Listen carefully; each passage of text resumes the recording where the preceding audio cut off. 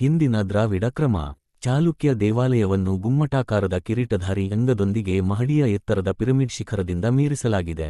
ಆದರೆ ಇಲ್ಲಿ ವಿಮಾನದ ಮಹಡಿಯ ಹಂತಗಳ ಎತ್ತರವನ್ನು ಸಂಕುಚಿತಗೊಳಿಸಲಾಗಿದೆ ಮತ್ತು ಅಲಂಕಾರಿಕ ಗೂಡು ಲಕ್ಷಣಗಳಿಂದ ಅಲಂಕರಿಸಲಾಗಿದೆ, ಇವುಗಳನ್ನು ಒಂದರ ಮೇಲೊಂದು ಮೇಲ್ಭಾಗದವರೆಗೆ ಪುನರಾವರ್ತಿಸಲಾಗುತ್ತದೆ. ಇದು ನಾಗರ ಶೈಲಿಯಲ್ಲಿ ಲಂಬವಾದ ಪಟ್ಟಿಗಳನ್ನು ಹೊಂದಿರುವ ಪರಿಣಾಮವನ್ನು ಉಂಟುಮಾಡುತ್ತದೆ.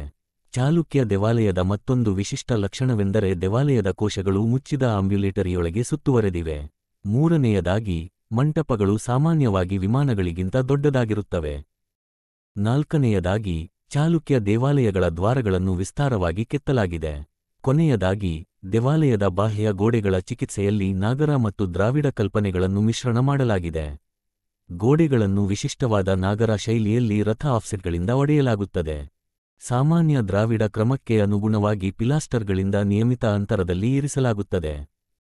ಕಲ್ಯಾಣ ನಗರದ ಬಗ್ಗೆ ವಿಜ್ಞಾನೇಶ್ವರರು ನೀಡಿರುವ ವಿವರಣೆಗಳು, ನಗರವು ಸುಂದರವಾದ ಕಟ್ಟಡಗಳು ಮತ್ತು ದೇವಾಲಯಗಳಿಂದ ತುಂಬಿತ್ತು ಎಂಬುದರಲ್ಲಿ ಸಂದೇಹವಿಲ್ಲ. ಇದು ಈಗ ಒಂದು ಸಣ್ಣ ಪಟ್ಟಣವಾಗಿದ್ದು, ಈ ಕಟ್ಟಡಗಳ ಅವಶೇಷಗಳು ಇಂದಿಗೂ ಉಳಿದುಕೊಂಡಿವೆ. ಹುಮ್ನಾಬಾದ್ ಬಳಿಯ ಜಲಸಂಗ್ವಿಯಲ್ಲಿರುವ ಶಿವ ದೇವಾಲಯವು ಅತ್ಯಂತ ಹಳೆಯದಾಗಿದೆ.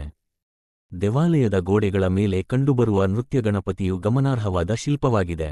ನಕ್ಷತ್ರಾಕಾರದ ಪೀನ್ ಮತ್ತು ಗರ್ಭಗೃಹದ ಸುತ್ತಲೂ ಒಳಗಿನ ನಡಿಗೆಯನ್ನು ಹೊಂದಿರುವ ಏಕೈಕ ಮಾದರಿಗಳು ಕ್ರಮವಾಗಿ ದಮ್ತಾಲ್ನಲ್ಲಿರುವ ದೊಡ್ಡಬಸೂರ ದೇವಾಲಯ ಮತ್ತು ಗದಗದಲ್ಲಿರುವ ಸರಸ್ವತಿ ಮಂದಿರ.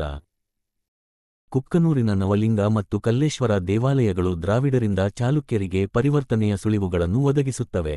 ಮರಳು ಕಲ್ಲಿನಲ್ಲಿ ನಿರ್ಮಿಸಲಾದ ನವಲಿಂಗವು ಪಟ್ಟದಕಲ್ ಪ್ರಕಾರದ ಶಿಖರವನ್ನು ಹೊಂದಿದೆ, ಆದರೆ ಪ್ರಪಾತದ ಮೇಲ್ಭಾಗದಲ್ಲಿ ಸೂಕ್ಷ್ಮ ಬದಲಾವಣೆಗಳನ್ನು ಗಮನಿಸಲಾಗಿದೆ. ಕಲ್ಲೇಶವರವು ಗರ್ಭಗೃಹ, ಸುಖನಾಸಿ, ನವರಂಗ ಮತ್ತು ನಂದಿ ಮಂಟಪವನ್ನು ಒಳಗೊಂಡಿದೆ. ಈ ದೇವಾಲಯವು 67 ಅಡಿ ಉದ್ದ ಮತ್ತು 37 ಅಡಿ ಅಗಲವನ್ನು ಹೊಂದಿದ್ದು, 37 ಅಡಿ ಎತ್ತರದ ಶಿಖರವನ್ನು ಹೊಂದಿದೆ. ನವರಂಗವು 4 ಸ್ತಂಭಗಳನ್ನು ಒಳಗೊಂಡಿದೆ. ದೇವಾಲಯದ ವಿಶಿಷ್ಟ ಲಕ್ಷಣದೊಂದಿಗೆ ನಿಯಮಿತ ಅಂತರದಲ್ಲಿ ಇರಿಸಲಾದ ತೆಳುವಾದ ಪಿಲಾಸ್ಟರ್ಗಳು ಬಾಹ್ಯ ಗೋಡೆಯನ್ನು ಪರಿಣಾಮಕಾರಿಯಾಗಿ ಮುರಿಯುತ್ತವೆ. ಗಮನಾರ್ಹ ಮಾರ್ಪಾಡು ಎಂದರೆ ಆಕೃತಿಯ ಶಿಲ್ಪಗಳನ್ನು ರಚನಾತ್ಮಕ ಲಕ್ಷಣಗಳೊಂದಿಗೆ ಬದಲಾಯಿಸುವುದು.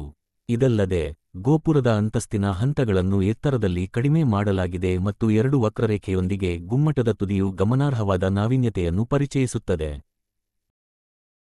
ಮತ್ತೆ, ಪ್ರತಿ ಮುಖದ ಮೇಲಿನ ಪ್ರತಿ ಅಂತಸ್ತಿನ ಹಂತದ ಮಧ್ಯದಲ್ಲಿ ಒಂದು ಗೇಬಲ್ ಆಕಾರದ ವಿಶಿಷ್ಟ ಲಕ್ಷಣವು ಗೋಪುರದ ಎತ್ತರದ ಮೇಲಿನ ಆ ಪ್ರಚೋದಿತ ಲಂಬ ಪಟ್ಟಿಯ ಆರಂಭವನ್ನು ಸೂಚಿಸುತ್ತದೆ.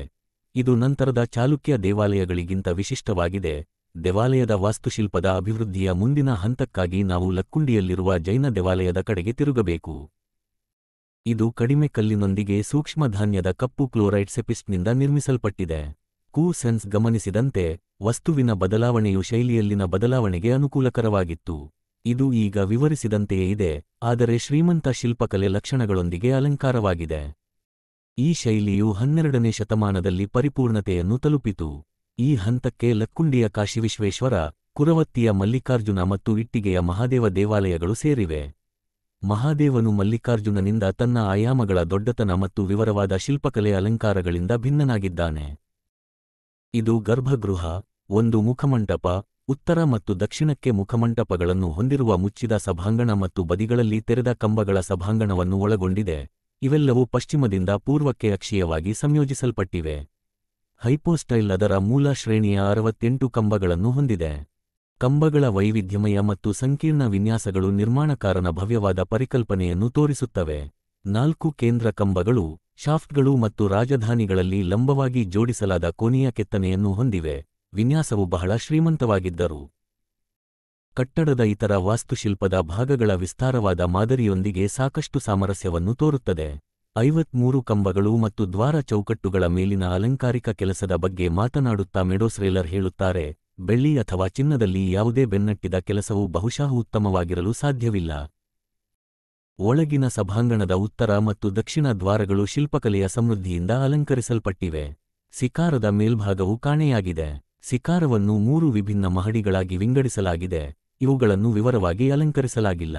ಪ್ರತಿ ಮಹಡಿಯ ಮಧ್ಯಭಾಗವನ್ನು ಒಂದರ ಮೇಲೊಂದರಂತೆ ಅಲಂಕರಿಸುವ ಸಣ್ಣ ಕಸೂತಿ ಗೂಡುಗಳು ಅತ್ಯಂತ ಸುಂದರವಾಗಿವೆ ಮತ್ತು ಸಣ್ಣ ನೇತಾಡುವ ಮೊಗ್ಗುಗಳಿಂದ ಮೊಂಚಾದ ರೋಲ್ ಮೋಲ್ಡಿಂಗ್ನ ಆಳವಾದ ಮೇಲಾವರಣವನ್ನು ಬಹಳ ಆಕರ್ಷಕವಾದ ವಕ್ರಾಕೃತಿಗಳಲ್ಲಿ ವಿನ್ಯಾಸಗೊಳಿಸಲಾಗಿದೆ.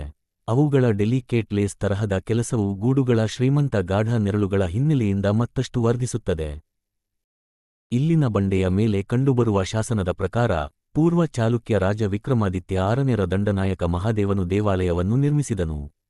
ಶಾಸನವು ದೇವಾಲಯವನ್ನು ದೇವಾಲಯ ಚಕ್ರವರ್ತಿ, ದೇವಾಲಯಗಳಲ್ಲಿ ಅತ್ಯಂತ ಚಕ್ರವರ್ತಿ ಎಂದು ಸೂಕ್ತವಾಗಿ ವಿವರಿಸುತ್ತದೆ. ಹೊಯ್ಸಳರು ಕೆಲವು ಮಾರ್ಪಾಡುಗಳೊಂದಿಗೆ ಚಾಲುಕ್ಯ ಶೈಲಿಯನ್ನು ಅಳವಡಿಸಿಕೊಂಡರು. ಬೆಳ್ಳಿಗಂವೆ ಬಳಿಯ ಕುಪ್ಪಗದ್ದೆ ಮತ್ತು ಕುಪತ್ತೂರು ದೇವಾಲಯಗಳು ಈ ಮಾದರಿಯ ಪರಿಪೂರ್ಣ ಉದಾಹರಣೆಗಳಾಗಿವೆ. ಬೆಳ್ಳಿಗಂವೆಯಲ್ಲಿರುವ ತ್ರಿಪುರಾಂತಕ ದೇವಾಲಯದ ಫಲಕಗಳ ಮೇಲೆ ಚಿತ್ರಿಸಲಾಗಿದೆ.